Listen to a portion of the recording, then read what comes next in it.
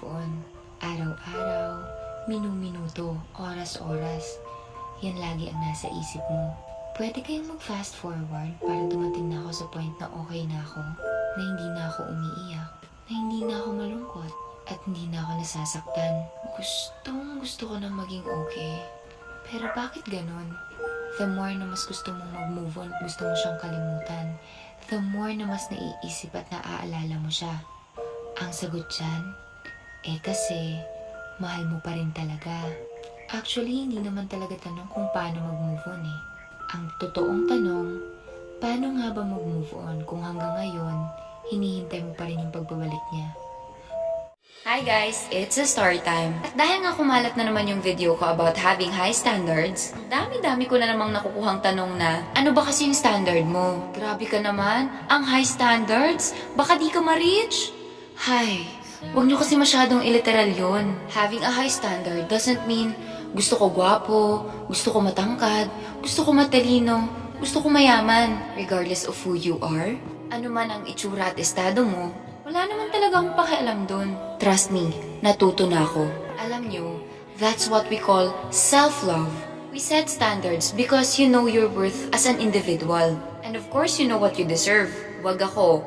Kayo nga ginagawa nyo na lang rason yung high standards, where in fact, you are just threatened of the strong personality. And most of the men are afraid to take a risk. Tapos, they're gonna blame you for being strong and having a high standard. Oops! Sorry but not sorry. Having a high standard means how far he can go to rise up. At kung talagang gusto ka niya, hindi yun magiging problema. Ikaw na ba si Mr. Right? Ikaw na ba love of my life?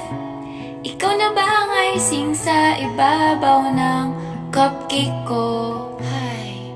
Ang sarap siguro pag nahanap mo na si the one for you, no? Yung araw-araw kang gigising ng masaya, knowing na may taong mahal na mahal ka. Tingnan mo nga si Kim, may Sian, si Catherine, may Daniel, at si Liza naman, may Enrique. Tapos ako, eto, maganda lang. Charot! Ang taas-taas daw kasi ng standards ko. Ang dami-daming dapat ganito, dapat ganyan. Basta perfect. Dapat, tamang tao siya for me. For the past years, yan yung mindset ko. Pero ito yung na-realize ko. When you stop trying to be the right person and start becoming the right person, the right one will eventually find his way to you. Kaya wag pa na ihanap ng the right one. Dapat ikaw din the right one. Hello, alam ko busy ka. Alam mo yung sa sobrang busy natin, nakakalimutan na natin even the smallest details of our life. Kasi masyado tayong nilalaman ng idea na dapat maging successful tayo, na dapat may marating tayo.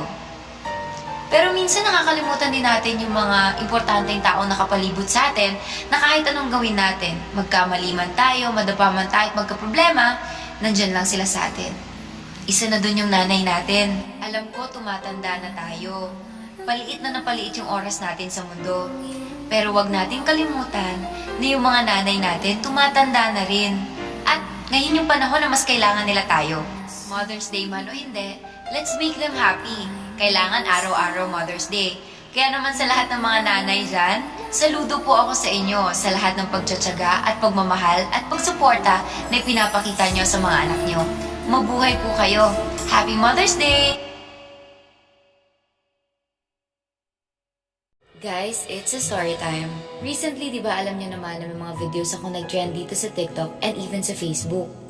Kahit yung mga taong hindi ko ina-expect na makakapansin nun, nag-reach out. Marami akong natanggap na thank you from you guys at sobrang na-appreciate ko yun. Pero di naman talaga yun yung real story time ko. So eto na nga, nagkita kami ng ex ko after those videos went viral. Not to get back together or to even work things out. Nagkita kami dahil may pinag-usapan kaming business. Magkaibang bagay yun.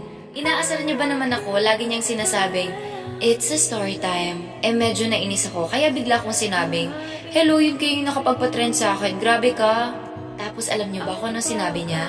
Sabi niya, kaya nga, proud nga ako sa iyo eh.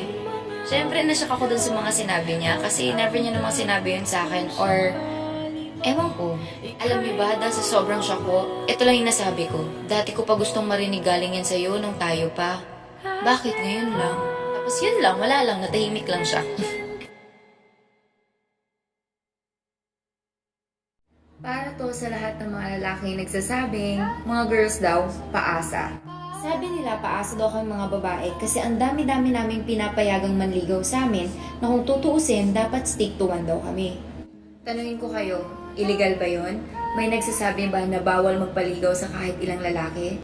Ang tawag kasi doon, getting to know each other. Ito yung point na kung saan kikilalanin namin yung mga lalaking gustong manligaw o yung mga nanliligaw na para sure kami pagdating ng decision making. Tapos sasabihin nyo, kaartihan lang yun, pwede namang isang lalaki lang. Masisisi nyo ba kami? Sa dinami-dami ng mga nanloloko ngayon, dun dapat tayo sa sigurado. Sorry, pero we're not sorry having high standards.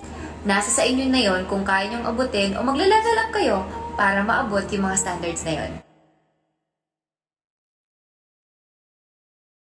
Hi guys! So I know this is just a random video, pero please gusto ko lang sanang sabihan yung lahat na kung may nakikita man kayong mga TikToker or mga gumagawa ng videos na meron silang too much filter or feeling nyo nag-makeup sila ng bonggang-bongga just to make a video, hayaan nyo sila. First of all, if that makes them happy, then let them be, diba? Kung yun yung makapagpapasaya sa kanila, hayaan nyo sila.